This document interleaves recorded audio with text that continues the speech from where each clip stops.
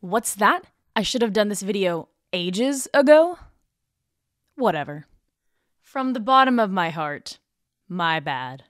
However, it's finally time to look at the finale of Union Cross and give some speculation towards Brain and Luxu. I mean, what is going on here? Like, seriously, is it possession? Is it twinhood? What are they to each other? And they were roommates. Oh my god, they were roommates. I want to take a look at all of the Brain and Luxu theories, or at least the most popular ones, and give my take on which one I think makes the most sense personally. So, welcome back to another Joysticks deep dive on Kingdom Hearts. I'm Mack. Let's just, get into it. So, theory number 1, Luxu possessed Brain. This theory seems to be the most common that I've seen so far, and I think there's a very good reason as to why this is. I mean, Luxu literally pulled this kid aside and said, "Hey, you want to live forever?" Sort of, at least. But in reality, this transaction was too, for lack of a better term, sus to not pay attention to. We know that Luxu is out there body hopping like it's his dirty 30 and every possession is a one-stop bar, right? And I would say anyone would want to possess Brain, right? I mean, just look at him. Here comes the boy. Hello, boy. Welcome. There he is. He is here. We also know that, first off, A, the gazing eye was passed on to one of the 5, and B, we later see someone who looks like Brain after a hefty trip to the Darkness Emporium with the gazing eye in the Keyblade graveyard. So, knowing all of this, my question is, what is the sequence of events? Okay, here's a pitch for you. How about this? What if Luxu just possessed Brain's body and sent his heart into the future with the hat as a medium? This makes sense, doesn't it? And I feel like a lot of people have been saying this too. To work out some of the kinks, we know this can happen. We've seen it before with Hunchback Hoodie over there in Kingdom Hearts 1. All you need to time travel in Kingdom Hearts as a disembodied heart, like what may have happened to Brain, is a medium, someone who remembers you at your destination, and a vessel. As for a medium, when it comes to Brain, we have his goofy hat. No, not that. We have the fedora. Someone who remembers him, well, there's Sigurd, and a vessel.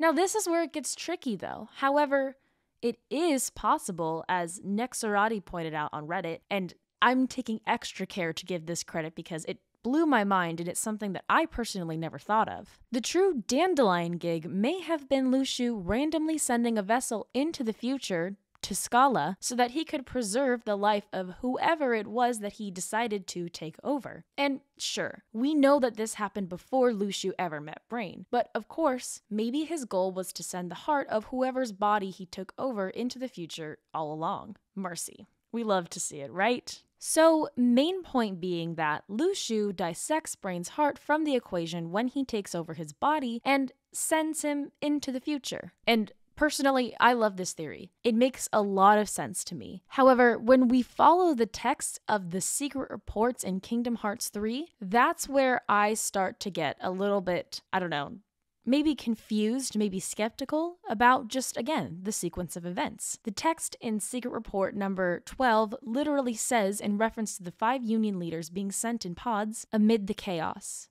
"I bequeathed my Keyblade to one of the Union leaders, just as the Master instructed." So, we're back to, how does he possess Brain, send his heart to the future, Scala at Kylum, and then also bequeath the Keyblade to Brain, and then we also get back to this scene where he's taken over Brain's body. The Keyblade. It's the freaking Keyblade, okay? It's the gazing eye. That's what's ruining it for me. Like, what? Unless, of course, he ended up giving the gazing eye to another person? Maybe. What if he passed his Keyblade down to Ephemer? I mean, I don't know, maybe this guy is just the one-stop shop for Keyblade bequeaths. I mean, what's next? Is he getting the Demon Tower Barber car keys? Seriously, though. And who knows? Maybe this was the chain of events. Luxu goes to the Keyblade graveyard after possessing Brain. Big reveal. Ooh. Drops off the box or whatever, and he says, "I'll come back for you later. Stay there, son." Then he goes to Ephemer and says, "Here, buddy, take this." And then he goes, "Oh, hey, I'm totally Brain and everything. Totally your buddy. Remember that one time I gave you a Keyblade? Well, here's another one. And also, here's my hat. Please hold on to it. I'll be back here in like 20 years or something, but I will not have aged a bit. Maybe it's Maybelline? See you later, bud.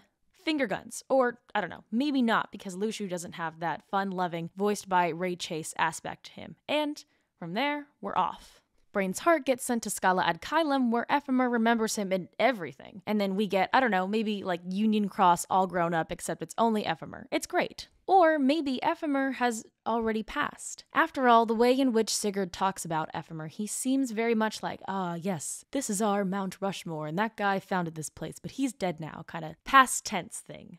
Not only that, but if Ephemer had received the Gazing Eye, it would kind of solidify this being an untouched monument on the wall. I mean, if the founder of your world mounted this demonic-looking Keyblade in the classroom and talked about how sacred it is, wouldn't you want to respect it too and keep it there for generations to come and never touch it? This also sort of makes sense to me by the sheer fact that Luxu needs a Keyblade to dissect Brain's heart and send it into the future. So I'm sort of okay with the idea that Luxu possesses Brain, sends him into the future, runs some final errands with the Gazing Eye, and then goes on his merry way to play his role. All things considered though, wouldn't it make the most sense to give the Keyblade to Ephemer anyways? I mean, if Brain is indeed sent to the future, then there's no point of him having the Gazing Eye if the goal of that Keyblade is to capture the narrative of the future. I mean, why would you want to miss out on, like, I don't know, again, let's say he was sent 20 years into the future. Why would you want to miss out on 20 years of juicy world building? If the point is to have a record of events, then Ephemer might be the most likely candidate to receive this Keyblade. I mean, he is the one living out his timeline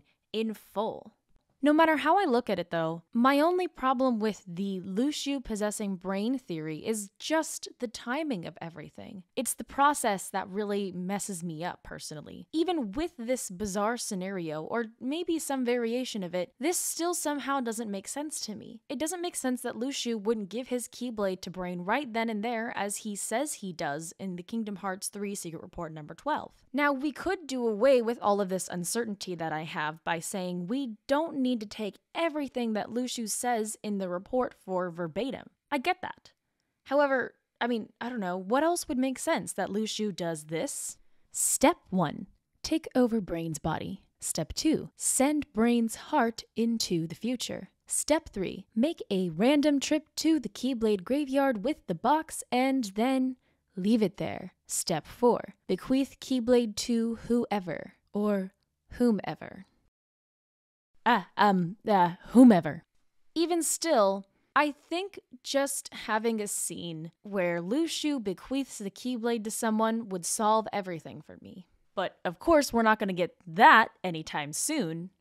I mean, I don't know, maybe Dark Road? And seeing as I'm clearly so undecided about this theory, I guess it's time to leave it an unraveled mess in a classic Kingdom Hearts style and just hop into the next one, right? Theory number 2. Brain is Luxu. Look, I'm gonna be honest. When I first watched the finale, this was my first thought. And I don't know, in honor of myself back then, I'm gonna try to make a case for this theory, even though I don't totally know how I feel about it. Now look, when Luxu said, "It'd be a waste if your life ended here," and Brain looked at him, I felt inexplicably that the two were connected. So therefore, I'd like to make my case and say that Brain is Luxu, maybe, starting out with... And then, of course, there's... So yeah, all that being said though, I've crunched the numbers and it literally just doesn't make sense. There's just no way. Just crunch them, please. Crunch. Did it help? However, I will take this time to talk about the thematic similarities between Luxu and Brain, and basically why I initially chased this idea without having any, I don't know, legitimate proof for it. So, Brain and Luxu, the virus and the traitor, Hackerman and Backstabber. See, I don't know about you, but for me, it was the idea of Luxu being the virus that Brain, hyped himself up to be. That's what made sense. I mean, the virus is the one who wants to overthrow the plan and change the prophecy and basically, I don't know, break out of the role that's been written for them. Sort of like Luxu.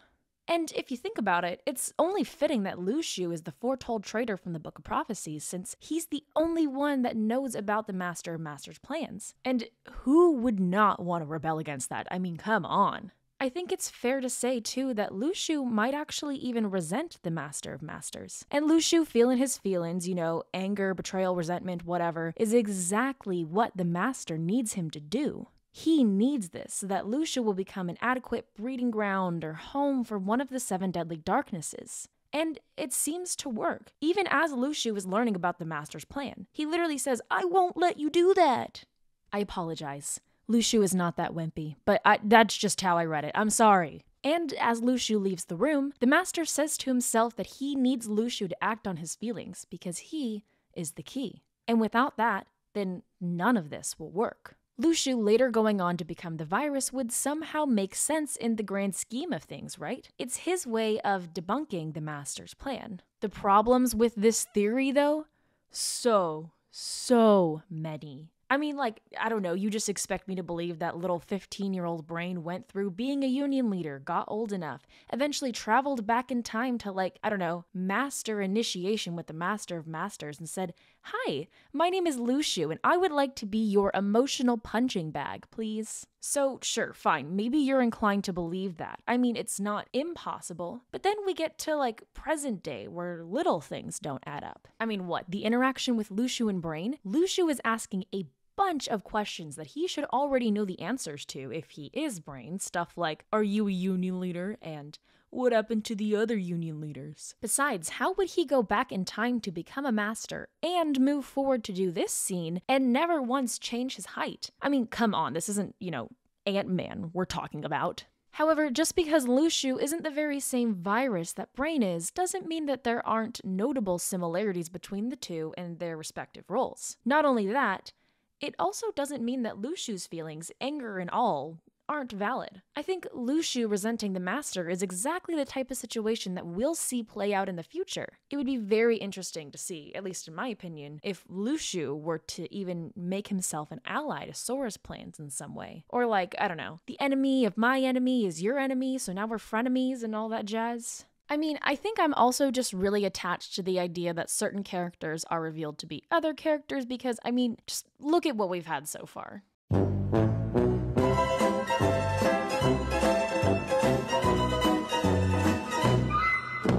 Look, all I wanted to do was say my train wreck of a piece about what my initial theory is, and now that I've done that, let's just, like, move on and forget about it.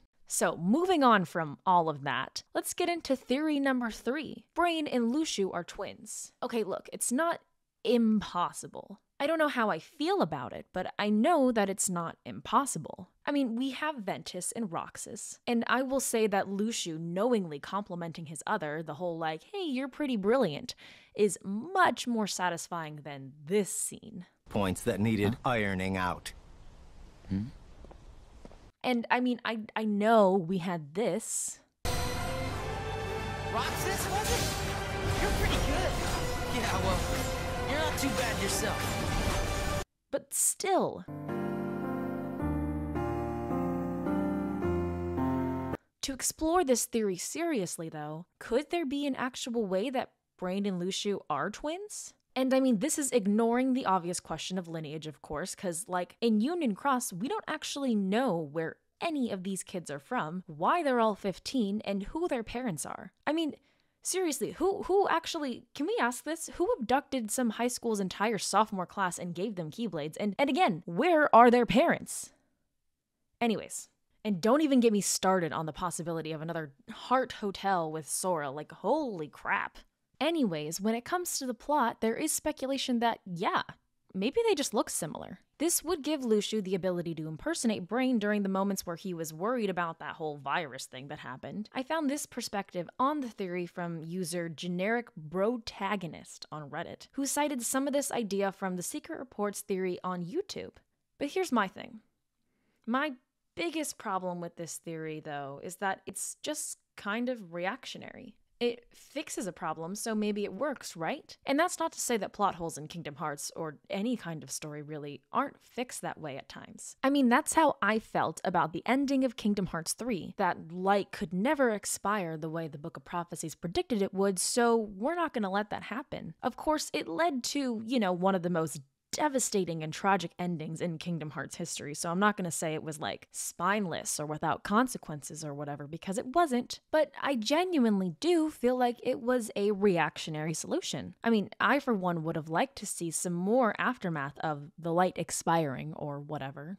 When it comes to this theory though, it's just a no-go from me. It's definitely a no for me, dog. Until we have any kind of evidence that there is some other type of, heart hotel for service in the land of fairy tales, or maybe even a hint of lineage, I'm still on the fence. And by on the fence, I mean on the side of the fence that is more in disbelief towards this theory than anything. So, yeah. Watch out for that fence. So, in conclusion, what's an answer anyways, if not just something that doesn't make sense? What's that? That's not how that works? I've just been brainwashed to believe so by playing Kingdom Hearts for so long? Anyways, my personal preference lies with the theory about Luxu possessing Brain and sending his heart to the future, but tomato, tomato, brain, brig, whatever. I would love to hear from y'all. Your support on my past videos has been incredible, and I'm so grateful to each and every one of you. I've been really wanting to make this video on Brain for a while, and all of you showing up for the last ones really encouraged me, so thank you again. Tell me your thoughts if you agree, disagree, whatever, and I'll see you next time. Thanks again. This is Mack, signing off. Like and subscribe if you would like to, do what you want, love who you love, whatever.